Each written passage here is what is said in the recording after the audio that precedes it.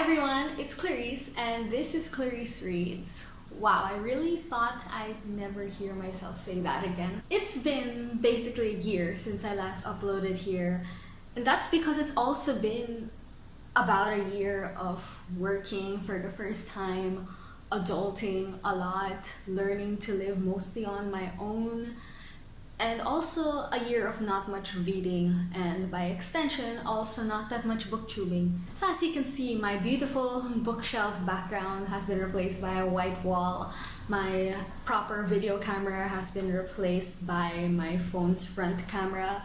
My tripod, which used to be taller than me, has been replaced by this weird combination of an electric fan with a tiny phone tripod on top of it. And my loud-ish voice has been replaced by a fear of making the neighbors think that I'm a weirdo who likes to talk to herself really loudly. Anyway, this isn't what the video is about, so just to wrap things up, basically, I am back on BookTube, hoping to be semi-active again, in case any of you actually remember who I am. I do have plans for some specific videos on this channel, but I won't mention them here, partially so as to not spoil you, but mostly so that you don't have expectations for me that I may not be able to follow through on. But one thing you can expect from me is for me to talk about the books that I've been reading. So that's what this video is actually about. Today I'm going to talk about the books that I've recently read, which are also the first books that I've read this year, because unlike last year, this year I'm actually reading, yay! The first book I read this year was Something Missing by Matthew Dix, which I read on my Kindle.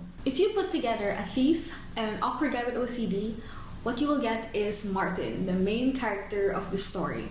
He's this guy who took it upon himself to start stealing from people for a living, though he does it with a precision that a regular thief just doesn't have. He refers to the people that he steals from regularly as clients, and he is very particular about which clients he chooses to keep and let go of. He also does a lot of research on his clients' habits and personalities, and on their houses and belongings. He makes sure to steal the things that you wouldn't even notice, the food that's about to expire, the things that you let get pushed all the way to the back of the drawers, and the things that you don't even really care about. And he does this all so effectively that his clients don't know that a theft is even occurring at all. And this attention to detail is probably the most distinct part of this book. You see it in Martin's process, but you also see it go a little bit overboard in his interactions in everyday life, making me see Martin simultaneously as a genius and also as a complete idiot. But this idiot is actually so much more than just a thief. Later on, you see Martin get more attached to his clients in a more personal way. And because of this, he eventually finds himself getting involved in their personal lives and issues and problems in ways that he never expected to.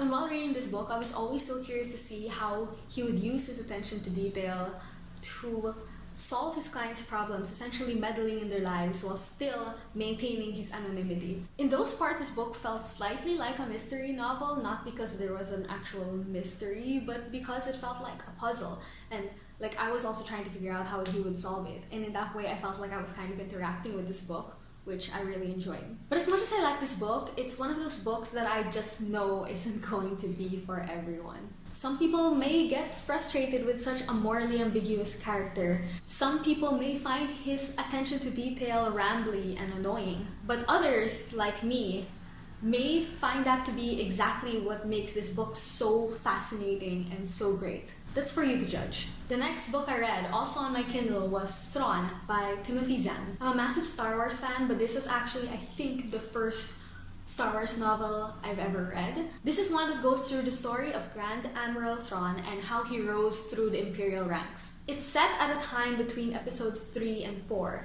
starting with the Imperials finding Thrawn as an exile of his own race, followed by all these battles where you get to see his tactical genius and see how he maneuvers through basically any military situation, followed by his struggles with the political side of being part of the Empire, especially with him being so other and different since he's from a completely different, unfamiliar alien race. I felt like this is a sci-fi book mixed with what I imagine the art of war to be like, just because of all of those random passages that are sprinkled throughout the chapters of Thrawn's insights on military strategy and on politics and on war in general. My favorite parts of this book were the general tactical thinking of Thrawn and trying to guess with each situation that came up exactly how Thrawn was going to find his way out of it and find his way to outsmart everyone else there. In that way, it's actually weirdly similar to Something Missing, even though they're completely different books. But both of them had situations in which the main character was trying to accomplish one thing while also trying to protect their own personal interests. In Martin's case, this personal interest is in making sure that he doesn't sacrifice his anonymity, but in Thrawn's case, it's making sure that he's not a victim of galactic politics in the process. But in both books, it was always just so satisfying seeing how everything would unfold. So as I mentioned, I do love the tactical thinking in this book, but as a Star Wars fan, it was also really interesting and somewhat disorienting to read a book from the point of view of Imperials. But even though I knew that they were on the dark side of Star Wars history, I ended up liking the characters anyway. Overall, I really enjoyed this book. Even if you are not a Star Wars fan, if you enjoy military sci-fi, I think you could still really enjoy this book. Though you will miss out on the nostalgia that comes with reading all the references to events and characters and places that are familiar to you because of the movies. This is a great Star Wars novel for me to choose to read first, and I really look forward to reading more Star Wars novels in the future. So if you have any recommendations, please leave them in the comments below. And the last book I'll mention on this video, which is the book I most recently finished, is A Man Called Uwe by Fredrik Backman. This is a book about that grumpy old neighbor, the one who cares a little bit too much about arbitrary rules, who never seems to understand technology or any sort of progress or change, who would rather that people just minded their own damn business. This is a book about a man called Uwe, the grumpy old neighbor. At the beginning, this book was just a funny book about a stubborn old man, though you do get a sense that there's more to it than just that. But eventually, I just got really into the backstory and really intrigued about learning more about this character, and I just couldn't stop reading it. I generally feel weird saying terms like character development because I don't really know what I'm talking about, but the character development was probably the best part of this book for me. By the end, I felt like I knew Uwe personally, even though I never really knew how to pronounce his name.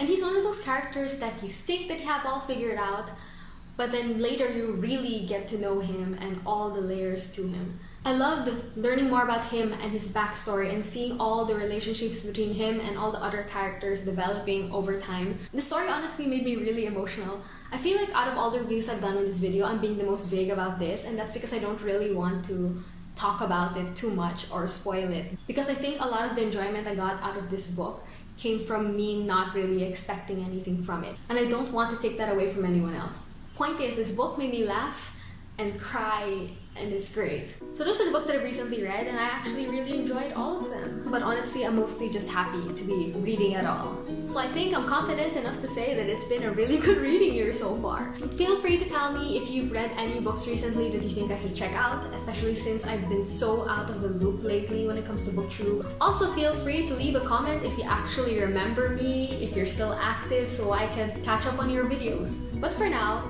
goodbye, thank you so much for watching, and I hope to see you in my next video. Bye!